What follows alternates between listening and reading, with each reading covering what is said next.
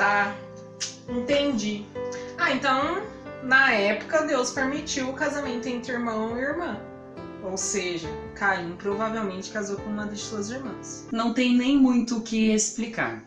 Ali diz que é importante que estejamos na igreja, porque se nós estamos bem, se você acha que o seu espiritual não está abalado e a sua intimidade com Deus está boa, você tem que ir para encorajar as pessoas a qual não estão no mesmo nível de intimidade com Cristo do que você. E aí? Pergunta que pega o crente hoje em dia. Por que diz que beber é pecado se na Bíblia diz bebeis, mas não embriagueis? Ai, nossa, vamos parar um pouco, porque eu estou exausto, esse vídeo está cansativo. O que você tá bebendo? Vinho?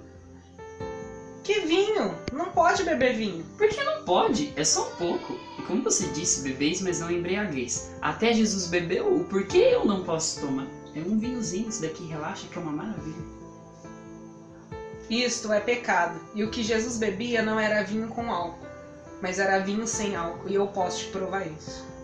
Muitas pessoas insistem em dizer que o vinho que Jesus serviu naquela festa era alcoólico. Mas, naqueles dias, era comum que servisse o melhor vinho no começo e o pior no final, porque o paladar já não iria estar sentindo mais nada, então qualquer vinho que servisse estava ótimo. Mas a questão aqui é diferente, porque quando o vinho está sendo servido, as pessoas com certeza começam a notar que o vinho era muito melhor do que aquele que estava sendo servido no começo.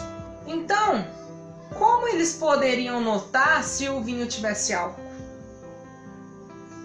Depois de uma tacinha já era, você não sente gosto mais de nada, meu querido.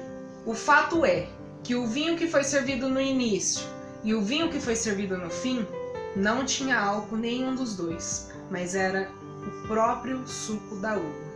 A Bíblia, quando ela se relata de vinho, ela está querendo dizer tanto que é o vinho alcoólico quanto o suco de uva.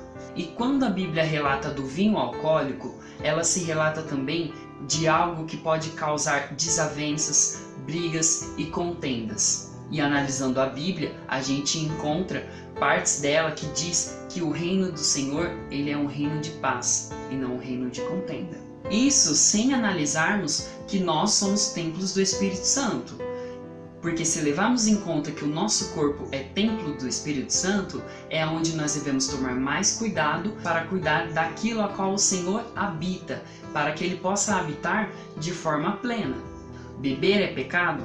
Sim, mas a escolha é sua, porque a própria Bíblia fala que todas as coisas me são lícitas, mas nem todas me convêm, e todas me são lícitas, mas eu não me deixarei dominar por nenhuma delas. Se o vinho seria servido o melhor no começo, é porque quando fosse servido o pior, o homem já estaria dominado.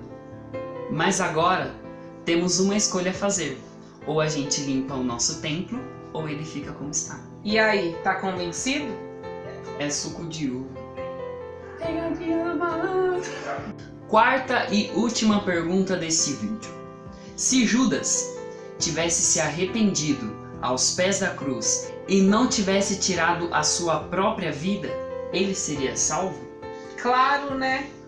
Claro, Não lê né? a Bíblia, não? Aquele ladrão que foi crucificado com Jesus não foi morar com ele no paraíso? Está sofrendo, mas também está aí aprendendo, né? Tá machucando, mas também tá te ensinando. Então, toda promessa tem um tempo de espera, mas Deus já decretou vitória nessa guerra. Fica tranquilo, não se desespera. Se o seu Deus te prometeu, a promessa está de pé, somente espera.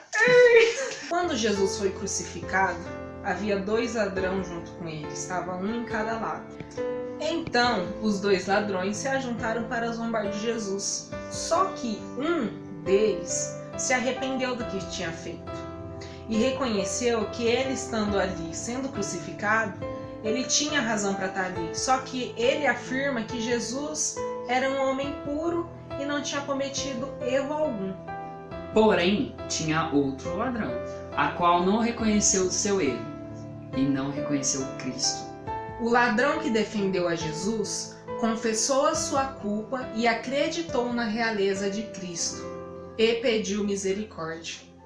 Você quer ver? Ele se arrependeu quando admitiu que o sofrimento era justo para ele. Ele defendeu Jesus quando disse que Cristo não merecia ser crucificado. Ele proclamou a inocência de Cristo. E ele acreditou no reino quando pediu para que Jesus se lembrasse dele. E ele pediu misericórdia quando ele pede a Cristo pela sua salvação. Forte ou não é? E Jesus imediatamente lhe disse: em verdade vos digo que hoje mesmo estarás comigo no paraíso. E Judas poderia sim ser salvo se ele tivesse se arrependido e não tivesse cometido suicídio, pois o propósito de Deus era que alguém deveria trair Jesus, mas nesse propósito não incluía a parte a qual Judas se suicidaria. E esse foi o vídeo de hoje. Esperamos que as dúvidas de vocês tenham sido esclarecidas. Qualquer dúvida, já sabe, deixe o seu comentário aqui embaixo. Ou nas nossas redes sociais, que estarão aqui embaixo. Não esqueça de deixar o like para favorecer o vídeo aqui, ó, top!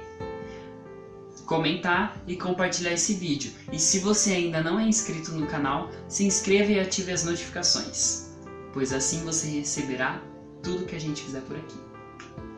E esse foi o vídeo de hoje. E que o teu reino